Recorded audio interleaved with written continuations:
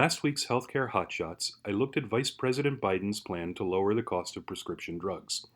Today, I want to take a look at President Trump's plan. To do so, I got in the wayback machine to focus on his American Patients First blueprint, as it serves as the basis for the Trump administration's drug pricing plan. First released in May of 2018, this plan has spawned quite a bit of action at the White House through the form of executive orders and within agencies in the form of guidances and proposed rules. Here's what I found.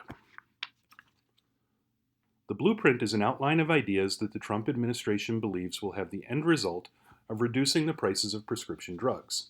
The plan looks at four major factors that play into drug pricing and sets forth numerous ideas for ways to reform and to modernize the healthcare system to encourage lower drug pricing. First, the plan aims to increase competition between drug manufacturers. Focusing on generic drug entry, the plan would reform regulatory systems in a way that would encourage, not discourage, more generic entries. It would also correct what the administration sees as flaws in federal programs that increase drug pricing in the broader market.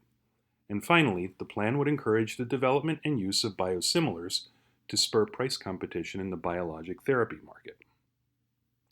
Next, the plan would increase the government's ability to negotiate prices in ways that are indirect, through value-based purchasing agreements, or by allowing drug substitution in Part D, and that are direct, by allowing Part D plans to directly negotiate the price of drugs paid under Part D, and by allowing Part D plans to negotiate rates for Part B drugs.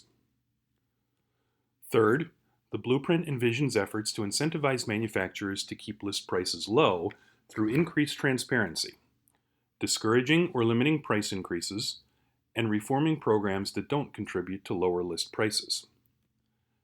And finally, by increasing the flow of information and information transparency, the plan aims to empower consumers to make more efficient choices at the point of sale. Armed with data about prices and about lower cost alternatives, the administration believes that consumers themselves can choose to lower their out-of-pocket costs. It's been widely recognized that many of these ideas will require legislative changes or regulatory updates. These processes take time and effort, but it's fair to conclude that a second Trump administration would aim to follow the same overall plan. Thank you for listening, and be sure to visit me at www.policypros.net.